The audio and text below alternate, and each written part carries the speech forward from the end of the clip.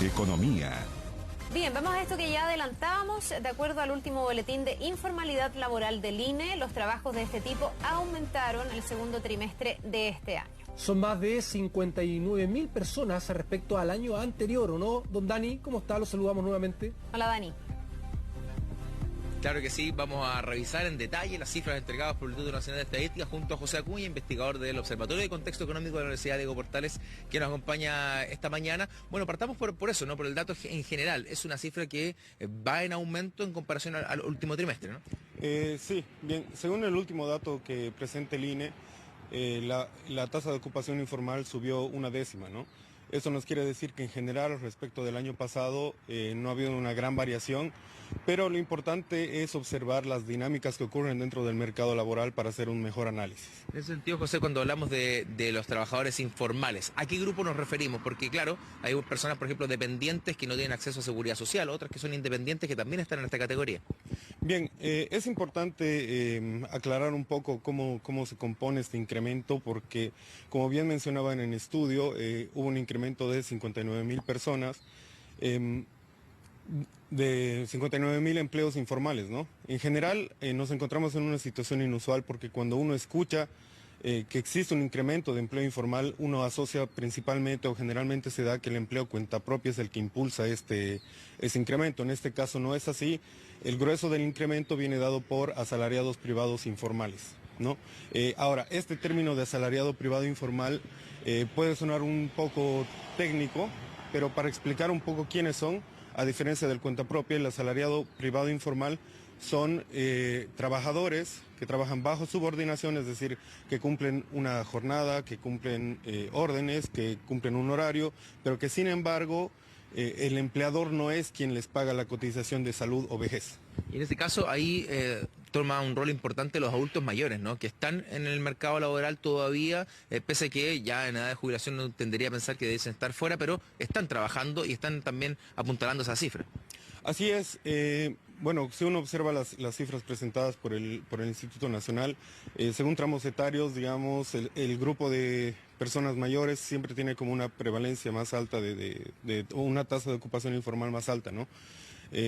Pero ahí hay que hacer un punteo en el sentido de que para ser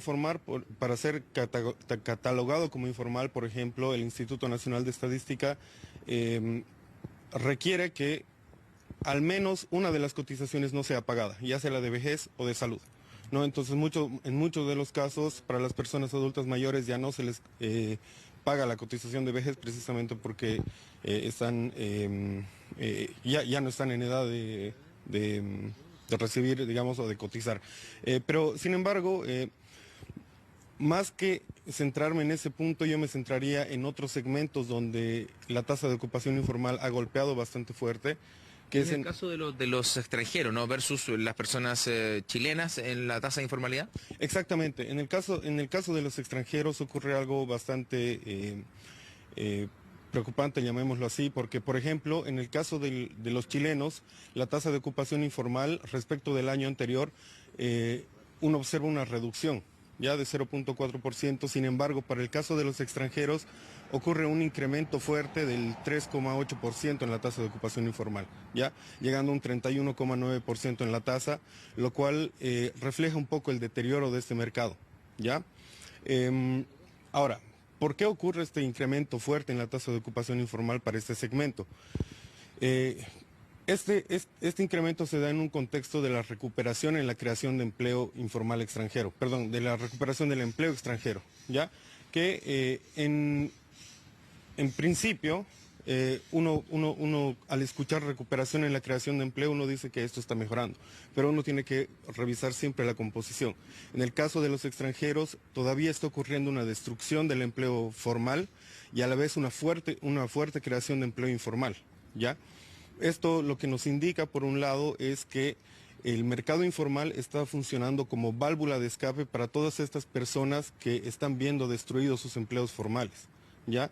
Entonces, a su vez, también el empleo informal está funcionando como un mecanismo, llamémoslo así, como para que las tasas de desempleo no incrementen aún más. Obviamente hoy el empleo informal es un sostén, ¿no?, de la cifra del desempleo que se va también midiendo, porque la gran mayoría está migrando, ¿no?, de este empleo formal a esta categoría de empleo que además es más precaria, ¿no?, tiene menos condiciones de seguridad social.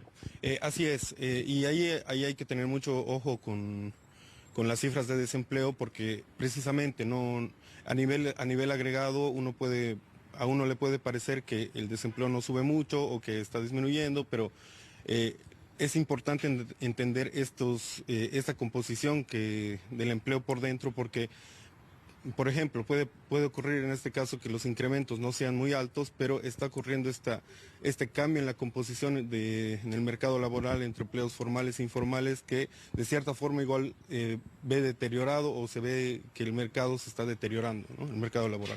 José, muchas gracias por acompañarnos esta mañana del Observatorio de Contexto Económico de la Universidad de Diego Portales para analizar, ¿no?, esta cifra que habla del empleo informal que viene al aumento en el último trimestre, pero con algunos grupos en particular, ¿no?, que preocupan, y por ende ahí también hay que poner el foco, el énfasis sobre los datos que entrega el Instituto Nacional de Estadísticas. Bien, Dani, muchísimas gracias por toda esta información. Es preocupante, una carga para el Estado también, por el tema de las pensiones y tantas otras cosas, así que ojalá que se puedan ir reduciendo estos índices de informalidad. Que te vaya muy bien a ti y al entrevistado. Gracias, que estén muy bien. Nos vemos. Nos vemos. Y en otra materia, miren, redes sociales dice haber intervenido en un